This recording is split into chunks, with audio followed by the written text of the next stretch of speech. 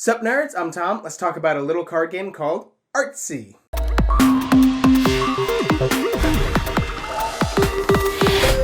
This is literally a little card game. It comes in a small box, doesn't take up a huge footprint, but I guess it's a bit more deep than your average small box card game. I guess I'd call it sort of set collection-y in a way. I mean, you're playing cards down into your, your gallery or whatever, where you're building up a little bit of a tableau. But there's a decent amount of symbols on the cards and different things that trigger.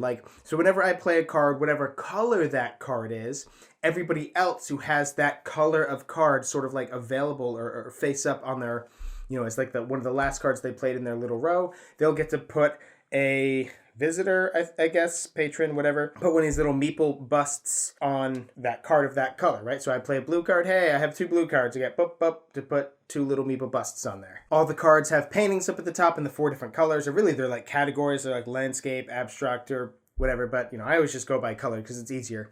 Hey, now this row has 5 reds and 3 greens. They don't have to be exactly lined up. There can be, empty spaces in between them. But that's what, whenever you play a card, it is pointing at another row, right? It's either pointing to the left or it's pointing to the right. So you look at the row to the right and say, hey, this row has 5 greens. I just played this green card that's pointing over to the right. So, hey, it's pointing at this row of 5 greens, 5 points, ba-boom. But if you put one of those cards all the way at the end, right, you could actually be pointing at a neighbor's row. So if I put a card that's pointing to the left, but I put it in my all the way left row, right? And I put it down there. Well, it's going to look at the greens to the left, and it looks over to this player's greens.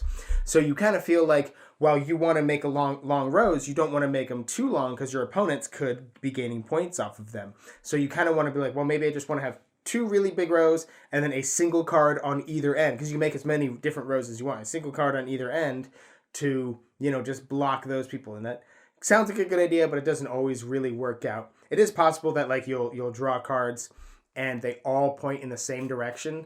So you have to decide, hey, my opponent has they're all pointing to this way.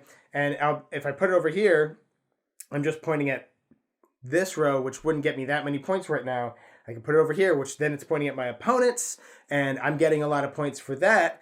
But then I could potentially give them more points later, but it's not that much. So there is a decent amount of that push and pull of, I want to gain points, but sometimes my actions will allow other players to get points. It's also cool that the color of the card is on the back, so you can look at everybody else's hand. And, you're not looking at their hand, but you're looking at the back of their hand, and you're saying, oh, well, I know you have a red card and a green card. I don't know which paintings are on it and which direction it's pointing, but, I know a little bit of information there. There are also these masterpiece tokens. I think that's what they're called. It's a little bit funky the way they work. So they're numbered 5 to 9, right? So if on my turn I gained that many points, if I gained 5, 6, 7, 8, or 9 points, just on that turn, just from playing a card, I get to take their respective masterpiece token of the number of points that I gained, of the color of the card that I played. So I play a green card, and that removes, 2 of these little visitors or whatever. That's 2 points. Because if you play a card on top of the visitors, that's how you get the points for the visitors. So I played this green card on top of those 2 visitors, and it's pointing over here at this row that has 3 green paintings. Hey, 3 plus 2 is 5. I can take the 5 masterpiece token. And this has 2 benefits, or I guess 3. So one is they could be worth just points themselves. Obviously, the 5 actually is worth no points. The 9 is worth 4 points. And for you, there's a little bit of a set collection there. The more of different colors of these you get, the more points you get. Because I can't get the 5 green and then the 6 green. I can only get 1 of each green. But then you place it sort of like in between 2 rows. And that way, whenever you place another card there that's pointing, if I put it in between these 2 rows, I could put a card here that's pointing to the left, and I could put a card here that's pointing to the right. And that will, it'll be a masterpiece. It'll be a painting that gets counted when you're adding up points there. So that's cool. So none of these things are super clever. They're a little bit interesting. I like the idea that you're like, oh, I want to gain points for this, but I will be giving people points for that. The masterpiece tokens are whatever that's, these little goals, so to speak, in the middle of the table that everybody's kind of pushing for to get. That's nothing we've never seen before. I like the idea that you get to see, the backs of other people's cards to know what colors they could potentially play. Decent amount of different variables and stuff. You never really just top deck the best card to play. It's fine. It's interesting and cool. I mean, I guess I liked it. It was all right. I would play it again. I don't feel the need to own it. I don't know. I feel like for me, I'm starting to get just a little bit burnt out on these small box card games. This one isn't really that much. It's not just a card game, right? There's tons of games out there that are just cards. There's like little meeples and these tokens, and it's more than just playing cards. Again, there's some depth to the decisions and some things you want to plan ahead. Oh, do I want to take, if I put this card here, I'll get like 2 points because it's not really pointing at anything, but I'll make this row a bit bigger. So if I could get a card that points over here, then this row will be a pretty good scoring. You have to think about stuff like that.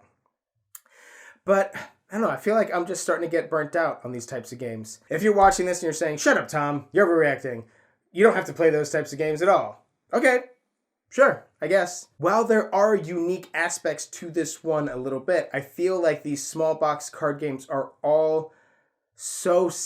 I don't know if they're similar enough, but because they all fall into the same category, they feel like they're all within the same umbrella, that they start to kind of blend together. And maybe that's the same thing with like roll and writes, maybe, where roll and writes, this rolled some dice, there's going to be some kind of drafting, you're going to mark stuff off in the sheet, there's going to be combos, or there's going to be, do I want to go for the spatial aspect here? Do I want to make a long chain? There's a couple of different things you could do. You got to figure out, do I want to take this die, or do I want to leave that die for that person? But after a while, they all start to blend together, right? And I kind of feel that way with small box card games.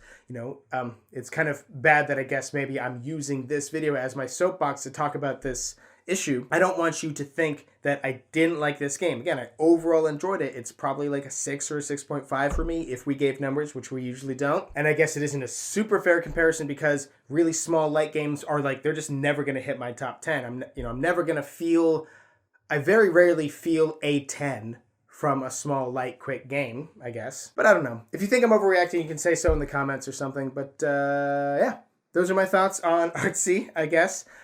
It's okay.